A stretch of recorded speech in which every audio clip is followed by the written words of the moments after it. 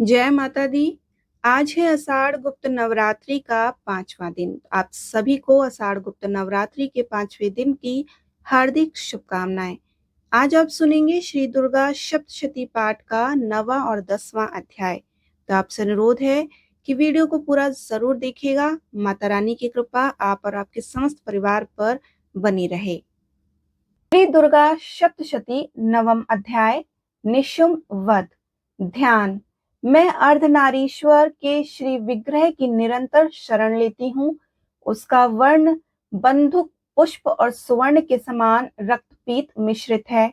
वह अपनी भुजाओं में सुंदर अक्षमाला, पाश, अंकुश और वरद मुद्रा धारण करती हैं। अर्धचंद्र उनका आभूषण है और वह 3 नेत्रों से सुशोभित है।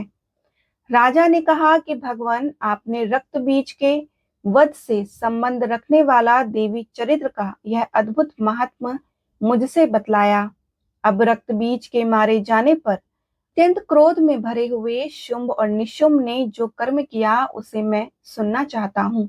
ऋषि कहते हैं कि हे राजन, युद्ध में रक्त बीज तथा अन्य दैत्यों के मारे जाने पर शुंभ और निशुंभ के क्रोध की सीमा न रही। अपनी विशाल सेना इस प्रकार मारी जाती देख निशुंभ अमर्ष में भरकर देवी की ओर दौड़ा। उसके साथ असुरों की प्रधान सेना थी। उसके आगे पीछे तथा पार्श्व भाग में बड़े बड़े असुर थे, जो क्रोध से ओंठ चबाते हुए देवी को मार डालने के लिए आए। महापराक्रमी शुभ भी अपनी सेना के साथ मातृ गणों से युद्ध करके क्रोधवश चंडिका को मारने के लिए आ पहुंचा। तब देवी के साथ शुंभ और निशुंभ का घोर संग्राम छिड़ गया। वह दोनों दैत्य मेघों की भांति बाणों की भयंकर वृष्टि कर रहे थे। उन दोनों के चलाए हुए बाणों को चंडिका ने अपने बाणों के समूह से तुरंत काट डाला और शस्त्र समूहों को वर्षा करके उन दोनों दैत्यपतियों के अंगों को भी चोट पहुंचाई। निशुंभ ने तीखी तलवार और चमकती हुई ढाल लेकर देवी के श्रेष्ठ वाहन सिंह के मस्तक पर प्रहार किया। अपने वाहन को चोट पहुंचने पर देवी ने छुरुप नामक बाण से निशुंभ की श्रेष्ठ तलवार तुरंत ही काट डाली और उसकी ढाल को भी, जिसमें 8 चांद जड़े हुए थे, खंड खंड कर दिया। ढाल और तलवार के कट जाने पर उस असुर ने शक्ति चलाई, किंतु सामने आने पर देवी ने चक्र से उसके भी 2 टुकड़े कर दिए। अब तो निशुंभ क्रोध से जल उठा और उस दानव ने देवी को मारने के लिए शूल उठाया, किंतु देवी ने समीप आने पर उसे भी मुक्के से मारकर चूर्ण कर दिया। अब उसने गदा घुमाकर चंडी के ऊपर चलाई, परंतु वह भी देवी के त्रिशूल से कटकर भस्म हो गई। तदंतर दैत्यराज निशुंभ को फरसा हाथ में लेकर आते देख देवी ने बाण समूहों से घायल कर धरती पर सुला दिया। उस भयंकर पराक्रमी भाई निशुंभ के धराशायी हो जाने पर शुंभ को बड़ा क्रोध हुआ और अंबिका का वध करने के लिए वो आगे बढ़ा। रथ पर बैठे बैठे ही उत्तम आयुधों से सुशोभित अपनी बड़ी बड़ी 8 अनुपम भुजाओं से समूचे आकाश को ढककर वह अद्भुत शोभा पाने लगा। उसे आते देख देवी ने शंख बजाया और धनुष की प्रत्यंचा भी चढ़ाई। साथ ही अपने घंटे के शब्द से, जो समस्त दैत्य सैनिकों का तेज नष्ट करने वाला था, संपूर्ण दिशाओं को व्याप्त कर दिया।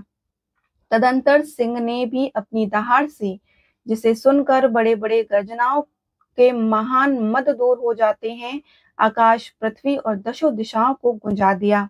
फिर काली ने आकाश में उछलकर अपने दोनों हाथों से पृथ्वी पर आघात किया और उससे ऐसा भयंकर शब्द हुआ जिससे पहले के सभी शब्द शांत हो गए। तत्पश्चात शिवदूती ने दैत्यों के लिए अमंगलजनक अट्टहास किया। इन शब्दों को सुनकर समस्त असुर थर्रा उठे, किंतु शुंभ को बड़ा क्रोध हुआ। देवी ने जब शुंभ को लक्ष्य करके कहा कि ओ दुरात्मा, खड़ा रहे खड़ा रहे, तभी आकाश में खड़े हुए देवता बोल उठे, जय हो जय हो। शुंभ ने वहां आकर ज्वालाओं से युक्त अत्यंत भयानक शक्ति चलाई। अग्निमय पर्वत के समान आती हुई उस शक्तियों को देवी ने बड़े भारी लूके से दूर हटा दिया। उस समय शुंभ के सिंहनाद से तीनों लोग गूंज उठे। राजन, उसकी प्रतिध्वनि से वज्रपात के समान भयंकर शब्द हुआ, जिसने अन्य शब्दों को जीत लिया। शुंभ के चलाए हुए बाणों को देवी ने और देवी के चलाए हुए बाणों को शुंभ ने अपने भयंकर बाणों द्वारा सैकड़ों और हजारों टुकड़े कर दिए। तब क्रोध में भरी हुई चंडिका ने शुंभ को शूल से मारा और उसे आघात से मूर्छित हो वह पृथ्वी पर गिर पड़ा। इतने में निशुंभ को चेतना हुई। उसने धनुष हाथ में लेकर बाणों द्वारा देवी काली तथा सिंह को घायल कर डाला। फिर उस दैत्यराज ने 10,000 बाहें बनाकर चक्रों से प्रहार से चंडिका को आच्छादित कर दिया। तब दुर्गम पीड़ा का नाश करने वाली भगवती दुर्गा ने कुपित होकर अपने बाणों से उन चक्रों तथा बाणों को काट गिराया। यह देख निशुंभ दैत्य सेना के साथ चंडिका का वध करने के लिए हाथ में गदा ले बड़े वेग से दौड़ा। उसके आते ही चंडी ने तीखी धार वाली तलवार से उसकी गदा को शीघ्र ही काट डाला। तब उसने शूल हाथ में ले लिया तथा देवताओं को पीड़ा देने वाले निशुंभ को शूल हाथ में लिए आते देख चंडिका ने वेग से चलाए हुए अपने शूल से उसकी छाती छेद डाली। से विदीर्ण हो जाने पर उसकी छाती से एक दूसरा महाबली और एवं महापराक्रमी पुरुष खड़ी रह कहता हुआ निकला। उस निकले हुए पुरुष की बात सुनकर देवी ठहाका मारकर हंस पड़ी और खड़क से उन्होंने उसका मस्तक काट डाला। फिर तो वह पृथ्वी पर गिर पड़ा। तदंतर सिंह ने अपनी दाढ़ों से असुरों की गर्दन कुचलकर खाने लगा। यह बड़ा भयंकर दृश्य था। उधर काली तथा शिवदूती ने भी अनन्याय दैत्यों का भक्षण आरंभ किया। कौमारी की शक्ति से विदीर्ण होकर कितने ही महादैत्य नष्ट हो गए। ब्रह्माणी ने मंत्रपूत जलसे से निस्तेज होकर कितने ही भाग खड़े हुए और कितने ही दैत्य महेश्वरी के त्रिशूल से छिन्न भिन्न हो धराशाही हो गए। वाराही के थूथन के आघात से कितनों का पृथ्वी पर कचूमर निकल गया और वैष्णवी ने भी अपनी चक्र से दानवों के टुकड़े टुकड़े कर डाले। इंद्री के हाथ से छूटे हुए वज्र से कितने ही प्राणों से हाथ धो बैठे। कुछ असुर नष्ट हो गए और कुछ महायुद्ध से भाग गए तथा कितने ही काली शिवदूती तथा सिंह के ग्रास बन गए। इस प्रकार श्री मार्कंडे पुराण में सावर्णिक मनवंतर की कथा के अंतर्गत देवी महात्म्य में निशुंभ वध नामक 9वां अध्याय पूर्ण हुआ। श्री दुर्गा सप्तशती 10वां अध्याय शुंभ वध। ध्यान। मैं मस्तक पर अर्धचंद धारण करने वाली शिव शक्ति रूपा भगवती कामेश्वरी का हृदय में चिंतन करती हूँ। वे तपाए हुए स्वर्ण के समान सुंदर हैं। सूर्य, चंद्रमा और अग्नि ये ही 3 उनके नेत्र हैं तथा वे अपने मनोहर हाथों में धनुष बाण, अंकुश पाश और शूल को धारण किए हुए हैं। ऋषि कहते हैं कि हे राजन, अपने प्राणों के समान प्यारे भाई निशुंभ को मारा गया देख तथा सारी सेना का संहार होता जान शुंभ ने कुपित होकर कहा कि दुष्ट दुर्गे, तू बल के अभिमान में आकर झूठ मूठ का घमंड न दिखा। तू बड़ी माननी बनी हुई है किंतु दूसरी स्त्रियों के बल का सहारा लेकर लड़ती है। देवी बोली, अरे दुष्ट, मैं अकेली ही हूँ। इस संसार में मेरे सिवा दूसरी कौन है?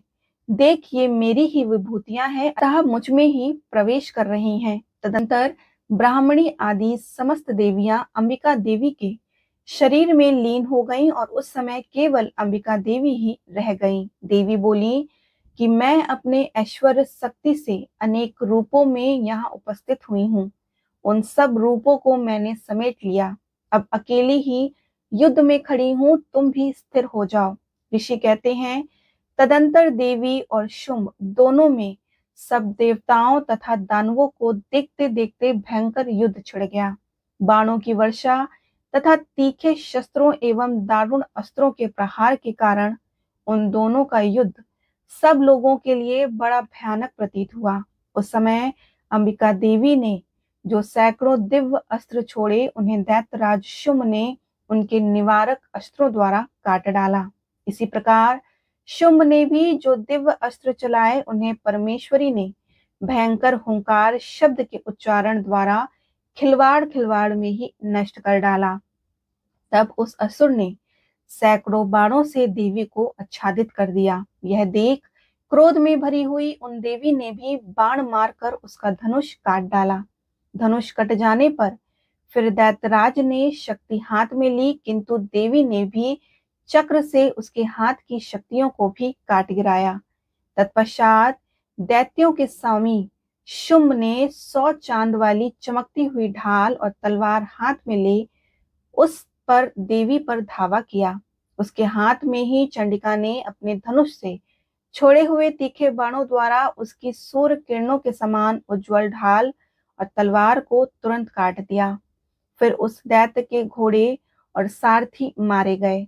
धनुष तो पहले ही कट चुका था, अब उसने अंबिका को मारने के लिए उद्यत हो भयंकर मधुर हाथ में ले लिया। उसे आते देख देवी ने अपने तीक्ष्ण बाणों से उसका मुदुर भी काट डाला। इस पर भी वह असुर मुक्का तान कर बड़े वेग से देवी की ओर झपटा। उस दैत्यराज ने देवी को छाती में मुक्का मारा, तब उन देवी ने उसकी छाती में एक चांटा जड़ दिया।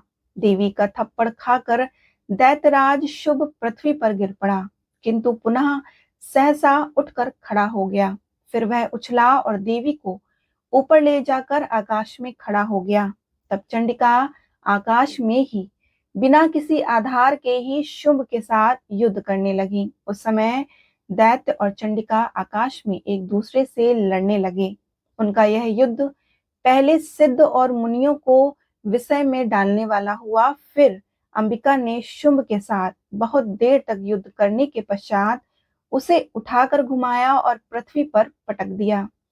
पटके जाने पर पृथ्वी पर आने के बाद वह दुष्टात्मा दैत्य पुनः चंडिका का वध करने के लिए उनकी ओर बड़े वेग से दौड़ा। तब समस्त दैत्यों के राजा शुंभ को अपनी ओर आते देख देवी ने त्रिशूल से उसकी छाती छेद कर उसे पृथ्वी पर गिरा दिया। देवी को शूल के धार से घायल होने पर उसके प्राण पखेरु उड़ गए और वह समुद्र को द्वीपों तथा पर्वतों सहित समूची पृथ्वी को कांपाता हुआ भूमि पर गिर पड़ा। तदंतर उस दुरात्मा के मारे जाने पर संपूर्ण जगत प्रसन्न एवं पूर्ण स्वस्थ हो गया तथा आकाश स्वच्छ दिखाई देने लगा। पहले जो उत्पात सूचक मेघ और उल्कापात होते थे वे सब शांत हो गए तथा उस दैत्य के मारे जाने पर नदियां भी ठीक मार्ग से बहने लगी। बाद संपूर्ण देवताओं का हृदय हर्ष से भर गया और गंधर्वगण मधुर गीत गाने लगे। दूसरे गंधर्व बाजे बजाने लगे और अप्सराएं नाचने लगी। पवित्र वायु बहने लगी और सूर्य की प्रभा उत्तम हो गई। अग्निशाला की बुझी हुई आग अपने आप प्रज्वलित हो उठी तथा संपूर्ण दिशाओं के भयंकर शब्द शांत हो गए। इस प्रकार श्री मार्कंडेय पुराण में सावर्णिक मनवंतर की कथा के अंतर्गत देवी महात्म्य में शुंभवध नामक 10वां अध्याय पूर्ण हुआ। बोलिए भगवती दुर्गा की जय। मां अंबिके देवी की जय।